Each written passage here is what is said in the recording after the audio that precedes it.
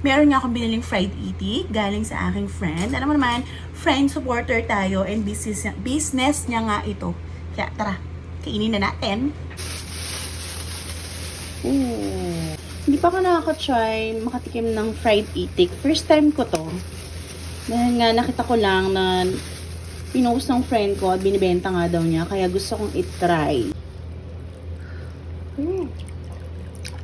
So dami. Ay! Yan, tama na yan. Ayan.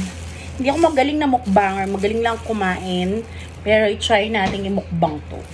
Tingnan ko kung mauubos ko. Nagugas na ako ng kamay ah. Malinis na yan. Isang buong itik. Ayan. Tikman ko muna ng walang sauce.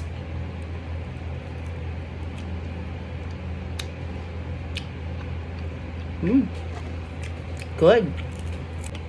Hindi ko alam kung mauubos ko to, pero feeling ko 50-50.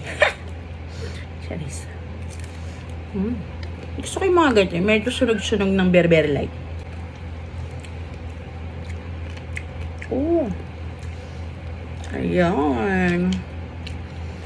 Then, let's make sausaw.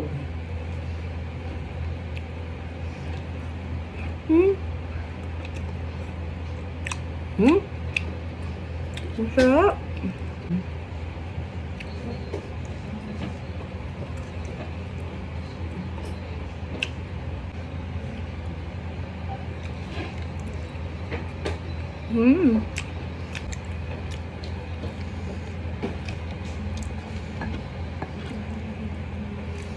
Suka.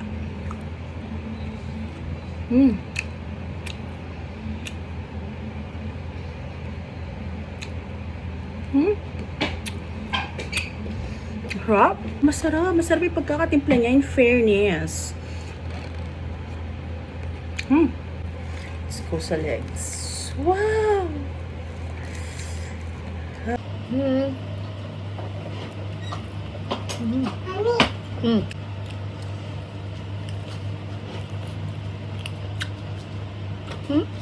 Saan palang bumukbang mag-isa eh?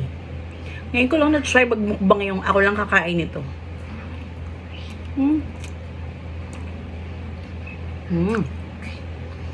Nagpapawisan ako. Oh.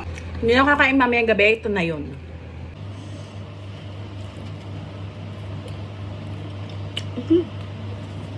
Yummy.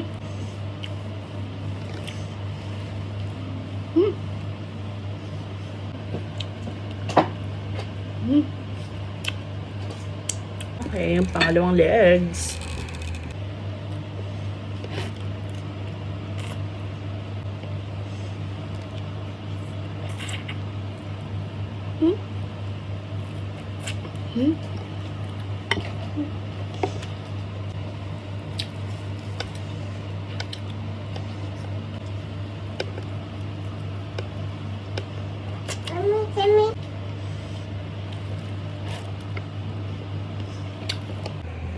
Ubus ko na yung laman.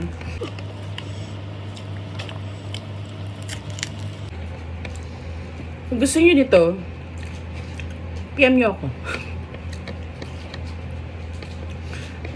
O-order ko kayo dun sa friend ko.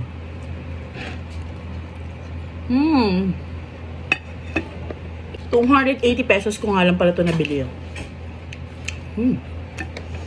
And, ang sarap. Sulit. Naubos ko na nga yung laman niya. Ang natira na lang is banda rito. Yung kanyang leeg. At hindi kasi ako kumakain ng leeg. And, ayan.